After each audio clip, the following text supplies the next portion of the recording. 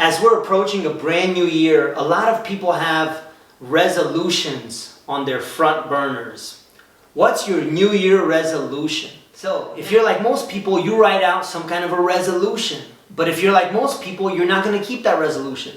Have you ever asked yourself, why not? Here's the biggest reason that people don't keep their New Year's resolution. It's simple. Broken focus. That's it. That's the only reason. So I remember when I was little in Romania, there's horses everywhere in Romania. Horses are very popular. Always, everywhere you look, there's a horse.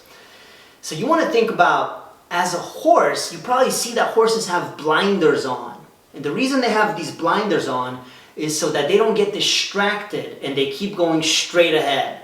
So what I want you to do is I want you to apply these 4 steps to your New Year's resolution or to your goal so that you're going to continue that momentum and stay gridlocked to the goal and accomplish it.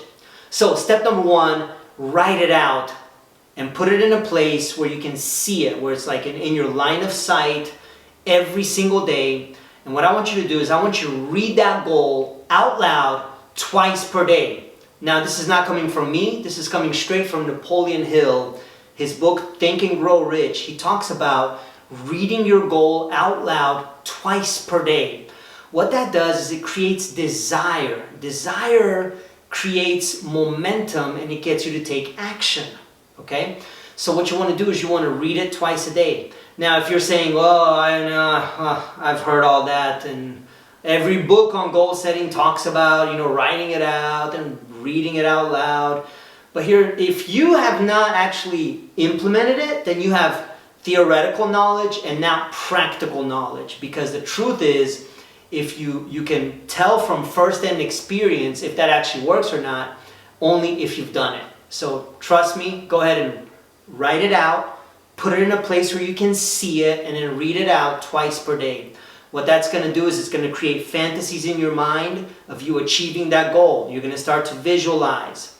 It's been said that our mind has 1 million neuroreceptors. Our imagination has up to 10 billion neuroreceptors. So imagination is very, very strong. Go ahead and do that process. Read it out loud twice per day. Step number 2, what you want to do is you want to set yourself in the environment of people that are already accomplishing that goal. It's not enough to just read it and write it. That's not enough. You need to be in an environment where people accomplishing that goal are so close to you, you can literally walk up and shake their hands. That's how real it has to be.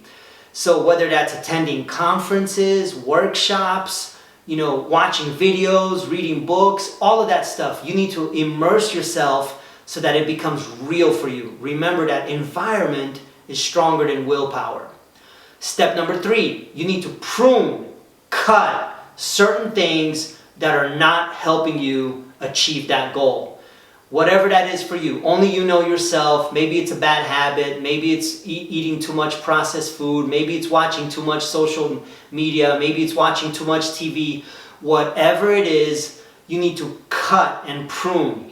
I remember when I was little in Romania, we had these beautiful big grapevines in the backyard.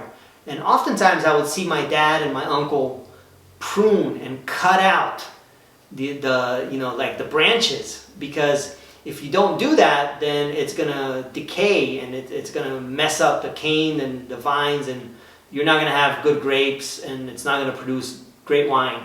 So in the same way, you need to prune certain things, cut out certain things that are not supporting you, so that you're not driving with the brakes on and you're full alignment, going like an aerodynamic car without parachutes, without brakes, just boom, in one direction towards your goal. Step number 4 is you need to develop a map, an actual organized series of steps that you're going to take, the map that's going to take you there, or Tony Robbins calls it massive action plan. So what's your massive action plan that's going to take you to your goal, so that when we're having this conversation sometime throughout the year, or when you look back on your own resolution or your own goal that you set out on January 1st of 2020, you're going to say, man, I've actually achieved it. is pretty cool. I've actually did it